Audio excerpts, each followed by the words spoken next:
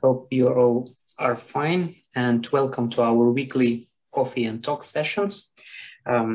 So today I would like to share with you some practical perspective of the work I do. So you know that I'm working on the reference process model for buy online pickup in store service, and there is a huge theoretical component involved. But today I would like to briefly cover some practical aspects which were involved in the construction of the process I have.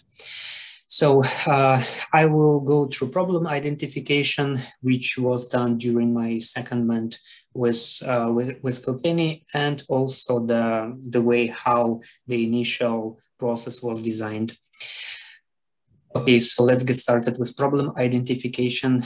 So there was a large, wide variety of different methods applied. During my work with Kilkenny, we had a number of semi-structured interviews, customer survey, different types of analysis. Of course, it was the substantial literature review involved, focus group discussion, also some high-level analysis was involved, such as PESTEL, SWOT analysis, and things like that. So you're all familiar with this type of things. And one of the first and fundamental approaches I undertook was the semi-structured interviews with practitioners. So while working with Kilkenny, I found out that they had some issues with buy online pickup in store service. So essentially what happened, they tried to implement, but within the couple of months after they implemented the service, they had to shut it down. And I was really interested what could be so wrong with the service. They had to cancel it completely. So then I started investigating this issue. It was a number of interviews with the practitioners, and there were different issues identified. And I decided that this topic worthwhile being addressed and investigated, and I really wanted to do something that could help them have a better process in place. Another thing which was also important was how the customers see this process, what they essentially think, if they think that this process and service is important to them. So we took the database of 60,000+ records, and the major segment of our interest was customers who were mostly engaged during the last 5 campaigns. So those customers who kept opening the emails, who were in touch with the company, they were the most engaged ones. And we identified the sample of 3,446 people and got 199 responses. So it was less than 6% response rate, but we didn't really expect that the response rate would be huge and overwhelming. So that's why it was more or less okay just to understand what people think of the service. And we specifically were interested into the questions such as how often do people choose the BOPIS option when they shop online? Why?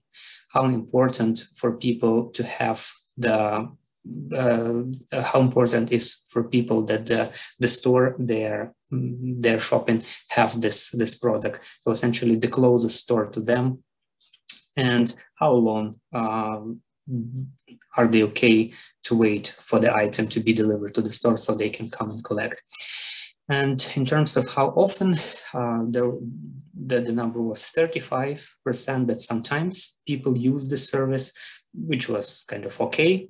Then 37% replied that the reason why they go for buy online pickup in store service, so they want to come to the store themselves and see what other they can purchase, what are the other item, and just maybe some impulse buying, maybe some upsale can be done by the staff. That's why this number was important. So also store availability, 59% replied that it's very important, so that the item is in the closest store because they don't really want to travel far to collect the item. And 3-5 days of waiting was also okay for people, which was also important to know. So the next step was the competitors analysis. We took the closest competitors and also the other stores which have similar processes in place. So we specifically were interested into the things like if they charge anything, if it's for free or not. So number of days item is stored in the store. Some stores keep the item only for a couple of days, meaning if the person doesn't come to collect an item, then the item is gone. Some stores are okay with keeping an item out for up to 2 weeks. So also available in store, how fast the item can be available in the store. So for some stores it takes only a couple of hours to get an item delivered, which was really fast and surprising. But since most of the people were okay with waiting for between like 2, 3, 5 days. So essentially it wasn't the top priority for the respondents. Yeah, also item Pricey limit. So we were interested if there are certain categories which can be delivered to the stores, or all the items available in the online store are entitled for being for the buy online pickup in store service. Also what kind of payments are implemented, and the quick process itself. So just the major steps needed in order to have this service activated. So what's the journey this stores have in their systems, so customers can use buy online pickup in store service.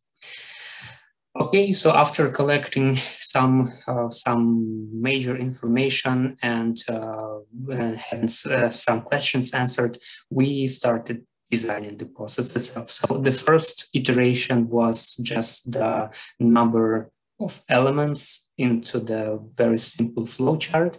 Of course, it's just the first draft of the process, and there is no rigid logic in that.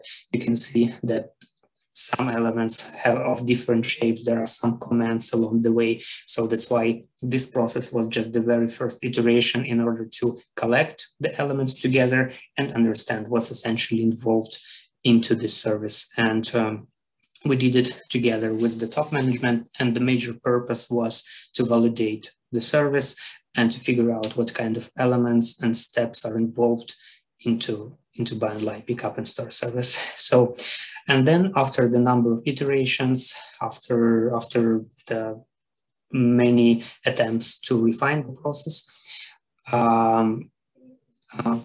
the process was built with different software in line with BPMN principles.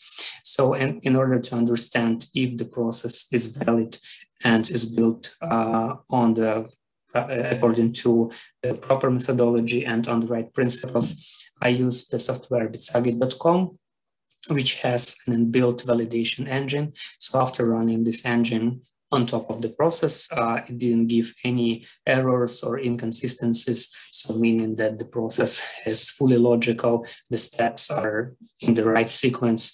Otherwise, the software would give the deviations from the standard, and I would have needed to address them and change. And another validation step was the questionnaire I made with help of Qualtrics software. So I distributed the questionnaire among the practitioners, and so far I got 3 responses. So I was specifically interested into how the practitioners perceive this process, so perceive the model itself. Is it correct from their standpoint? Is it complete, and is it relevant? So most of the people were somewhat agree which means that in terms of semantic quality, obviously some parts need to be improved. In the questionnaire, there also was the space for qualitative feedback, where people could leave their comments and explain why they went for one or another option. And yeah, pragmatic quality. Also I was interested in domain relevance, output quality, result explicitness, and perceived usefulness. What if the practitioners consider the model useful for their work, if there is a chance they would implement this model in their practices. So here the results were somewhat better. As you can see, more people reply that they strongly agree with the statements I asked them to measure. So, but there are some things left to improve, and these are some next step in my work. In order to have the process implemented, the solid project plan was built. So we used Smartsheet software, and different aspects were addressed in the project plan. We were trying to be as detailed as possible and included different steps of the process which need to be implemented, try to define the realistic timeline, the person responsible for looking after certain aspects of the service, and also the status of the work was also addressed in the plan. Yeah, so this is the long story short. And guys, you know that we are having the range of upcoming webinars. So the first one is today at 3, so you're all very welcome. And the next one is the week after, on May 27th. So, and the major event is coming on June 18th. So feel free to attend, and there we will be discussing lots of different aspects of our work. It's going to be very interesting, engaging, and useful for all of us. So looking forward to see you all at all those events. Okay, that's it. Thank you very much. Are there any questions from anybody? Hey, I have one. Can you hear me well? Yeah. Yeah. Douglas. Yeah. Hello. Thanks, Artem, for the. Hello. Can you hear me? Mm-hmm. Yeah. Okay. Okay. So thanks for the presentation. I'm actually curious about the, like what was the perception of the practitioners when they saw your process with regard to their current way of working. So, for example, could you tell a little bit about, for instance, if they think the process gives them more tasks to do, or if there is actually a trade-off between doing more tasks, but doing those tasks in a structured way, these kind of insights on the trade-offs of the process. Did you, do you have something on these to share with us? That would be interesting. Thank you. Yes, thanks for the question, Douglas. Well, I don't really know if they, so certainly they're thinking about some trade-offs when it comes to either having their own process implemented or the one I suggested. Unfortunately, I didn't really have a chance to have it discussed with any of them, but I reckon that the process is going to be useful to them, and because the very beginning of the work was somehow stipulated by the need for the retailer to have a solid process in place. So that's why, but it's a very good question. So whenever I have a chance to have these things discussed, well, this is going to be on my to ask list. And thanks for that. Sure. Thanks, Artem. Yeah, and maybe another one would be sure. on the, for example, if the process is more targeted to SMEs or to big companies, or what would be the differences if, for example, a big company tries to use it, or like an SME, if it is valid for both, or what would be the impact? Maybe that would also be quite Yeah, interesting. I think that this process is more aimed at SMEs because I was trying to consider the resource scarcity of the retailer, because obviously large networks, they have way more capabilities to address as many issues as they might arise. So that's why my goal was to have the process very ergonomic, very streamlined, not to have any bottlenecks in there, and try to make them like really dependent on the resources. So that's why there were lots of considerations in terms of the process flow, and I think it would better fit for SMEs rather than large retail networks. I see. Okay, thanks for the discussion. Thanks, Douglas. Artem, can I ask a question? Yeah, Marcus. Yeah. So now when all the shops in Ireland, like the retailers, open again, and of course, like some have experience now with the mix, click and collect, and so different ways of engaging with customers. How much do you think will stick, and kind of how much will it actually really fall back to the traditional retail shops? Because of course physical shops have a huge advantage. You can look at the products, you can engage in a certain way with the customers and all this. So how much do you think will actually stay and maybe go, or which will go back? Marcus, do you mean stay with this process in place or without having it implemented? For example, stay with such a variation of such a new process, or because that's a key question, and I'm just interested in your opinion around. So how much really on the long term, COVID certainly had an effect on this. Digital transformation has a certain effect on it, but so how much is really staying? Kind of how much has it changed? How much is the modern way of actually retailers look? So if you think about 2023, how would you imagine the kind of the typical retailer? What would they have? Okay, yeah, thanks for the question, Marcus. So I think that this process is going to be among the first initiatives the retailers will undertake when leaving this, COVID phase. But for example, in the area where I live, there are lots of small shops.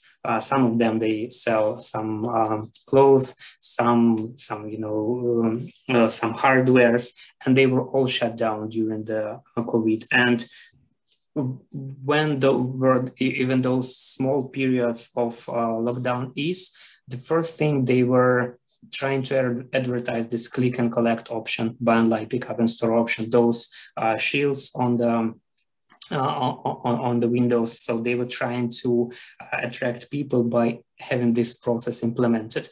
And from retailers' perspective, this initiative is quite powerful in terms of returning customers to the stores, because whenever the customer is in the store, some impulse buying can be can be provoked. Some upsales can be also done. So that's why I think that this process, this initiative is going to be among the most important ones for the retailer.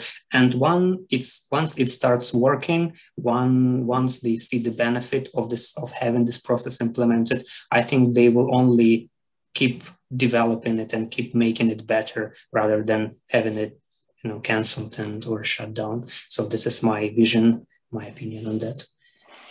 Broadly, I would also see it like this. So certain things will stay, but also like it's no doubt on basically to increase capabilities, to increase basically not only the technical side, but also process knowledge.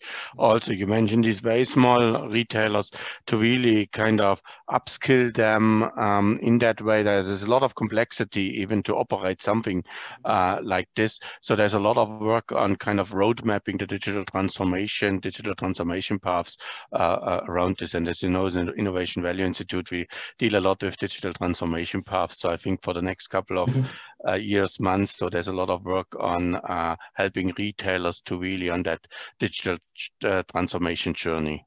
Yeah, certainly.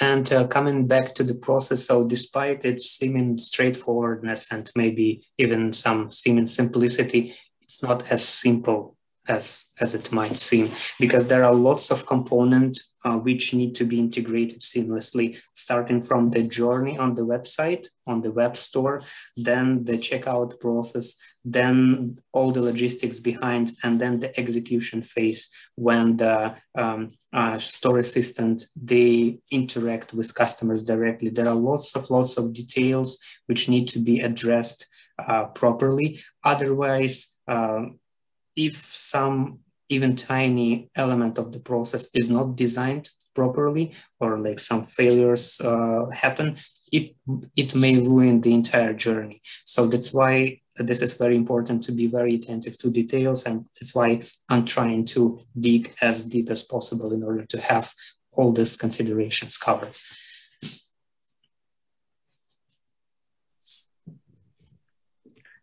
Can I ask a question, maybe? Just follow up on the discussion. Yeah, sure. Thanks, Artem, for a really interesting presentation and research. I wonder if you have also touched, the buy online pickup in-store process related to the requirements for the inventory management. I mean, just think of, when it comes